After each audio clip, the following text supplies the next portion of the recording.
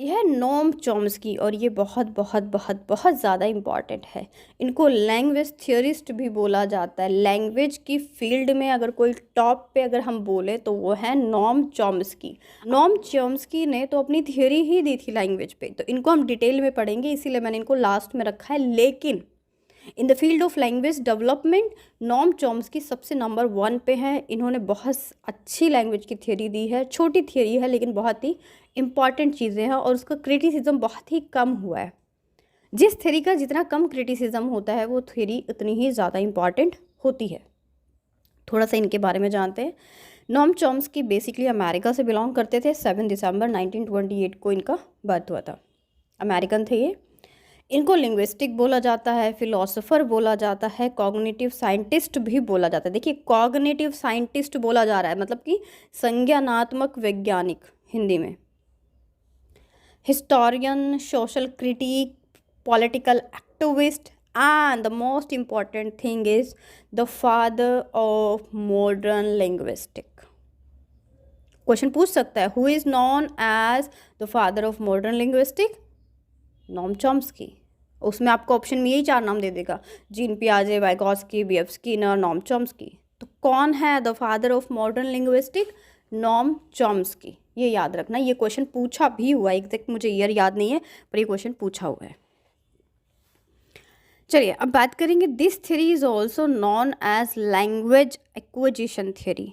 इसी थ्योरी को, Noam Chomsky की लैंग्वेज थ्योरी को ही लैंग्वेज एक्विजिशन थ्योरी नाम से भी जानते हैं। ये इम्पॉर्टेंट है। Children are born with inherited ability to learn any human language. According to Chomsky, a child born with all inherited abilities of language learning। उनका मानना है कि बच्चा तो पहले से ही सीख के आता है सब कुछ। Children do not learn a new language but naturally acquire it through an innate language device। क्या बोलते हैं कि बच्चा किसी नई लैंग्वेज को नहीं सीख रहा है, वो नेचुरली एक्वायर कर रहा है चीज़ों को। कैसे एक्वायर कर रहा है? इनेट लैंग्वेज डिवाइस के थ्रू। और वो इनेट लैंग्वेज डिवाइस क्या है? LAD। इसकी फुल फॉर्म पूछ लेते हैं, लैंग्वेज एक्विजिशन डिवाइस। चॉम्स्की का कहना है कि ह्यूमन बॉडी के अंदर पहले से ही एक लैंग्वेज लर्निंग डिवाइस है जिसको LAD, लैंग्वेज एक्विजिशन डिवाइस बोला जाता है। अब आप बोलेंगे ऐसे कैसे ह्यूमन बॉडी के अंदर कोई डिवाइस है? Yes, it is your brain. Chomsky is talking about the part of brain. उनका मानना है कि लैंग्वेज की जो स्टार्टिंग एज है, जो एक्विजिशन है, that is place in the brain and all humans have a universal grammar. और वो ये भी बोलते हैं कि जितने भी ह्यूमन बीइंग्स हैं सबका एक यूनिवर्सल ग्रामर है। फॉर एग्जाम्पल, हिंदी की जो ग्रामर है, नाउन की सेम डेफिनेशन होती है। इंग्लिश की ग्रामर में भी नाउन की सेम डेफिनेशन होती है। पंजाबी की अगर ग्रामर होगी तो भी सेम डेफिनेशन होगी। समझ पा रहे हैं? ऐसा तो नहीं है कि अगर हिंदी में जो संज्ञा है वो कुछ और है, इंग्लिश में नाउन कुछ और है। होता है ऐसा? कभी नहीं होता। तो इसीलिए जो चॉम्स्की है वो बोलते हैं all humans have a universal grammar, कि ग्रामर जो है वो यूनिवर्सल है। LAD की अगर बात करें तो इसके लिए बोलते हैं it is a structure in the brain. LAD क्या है?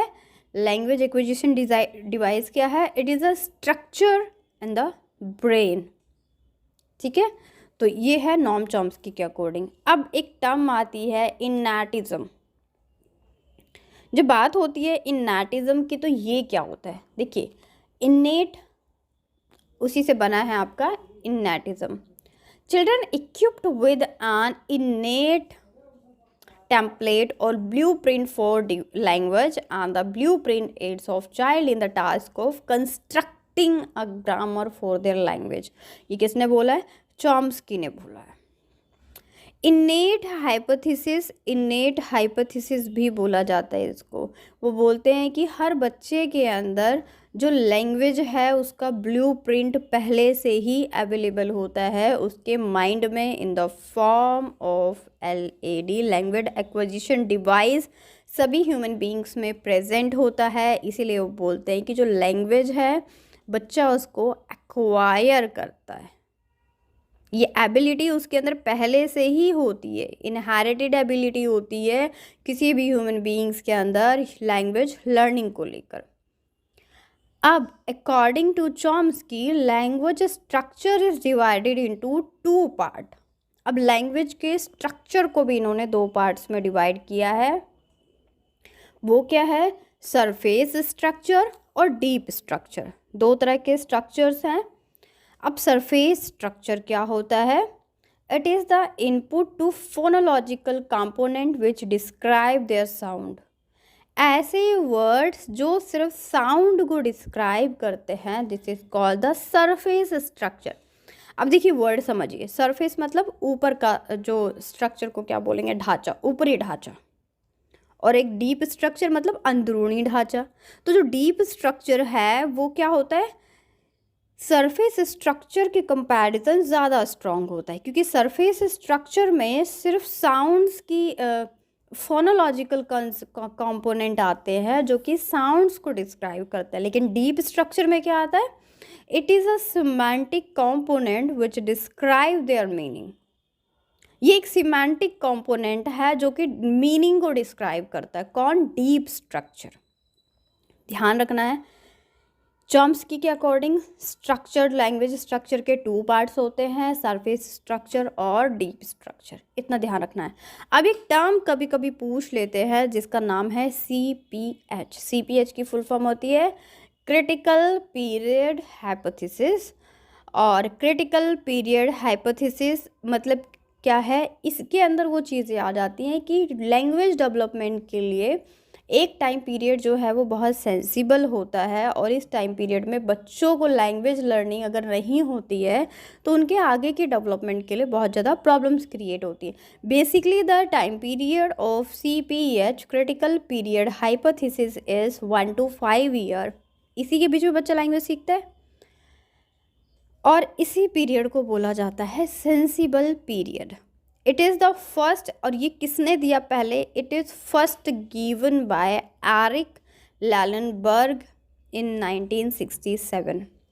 First given by, I am repeating my words, first given by Eric Lenneberg in 1967। After that इसको नॉम चॉम्स्की ने अपनी थियोरी में इस चीज़ से एग्री रहे कि ये CPH is very important and crucial sensible period of any language development। सबसे पहले बात की है एरिक लैलेनबर्ग ने और उसके बाद इस पे बात की है चॉम्स्की ने। तो ये चीज़ आपको ध्यान रखनी है। तो देखिए जब लैंग्वेज डेवलपमेंट की बात होती है, और ऐसा नहीं है इस टॉपिक से क्वेश्चन आते ही आते हैं, ठीक है? तो जो बेसिकली लैंग्वेज के ऊपर क्वेश्चन आता है वो नॉम चॉम्स्की को लेकर पूछा जाता है, क्योंकि इन्होंने ही मेन थियरी दी थी। बाकियों ने बोला है उनसे भी क्वेश्चन आ सकता है, तो इसीलिए जितने भी क्वेश्चन बन सकते थे या जो इससे पहले आए थे मैंने इस वीडियो में कवर किया होगा। अब कुछ ऐसे भी स्टूडेंट होंगे जिन्होंने इस टॉपिक को कहीं और से कवर किया होगा, तो उनको लगता होगा कि मैंने कुछ एक्स्ट्रा चीज़ें बताई हैं, but seriously I am telling you, आप क्वेश्चन पेपर उठा लीजिए। एग्जामिनर डेप्थ में क्वेश्चन पूछता है, ओवरहेड से क्वेश्चन नहीं पूछता है। तो आपको उससे रिलेटेड सारी चीज़ें पता होनी चाहिए, क्योंकि जब आप इतना पढ़ रहे हैं तो दो लाइनें और सही, ठीक है? तो मैं 100% आपको देना चाहती हूँ। अगर आपको कंटेंट अच्छा लगता है तो लाइक कर दिया करो वीडियो को। आई am repeating again and again in every video, right? Your like give me motivation. So stay connected, अपना ध्यान रखिए और नोट्स बना लीजिए, एग्ज़ाम टाइम में आपको हेल्प करेंगे। Thank you so much.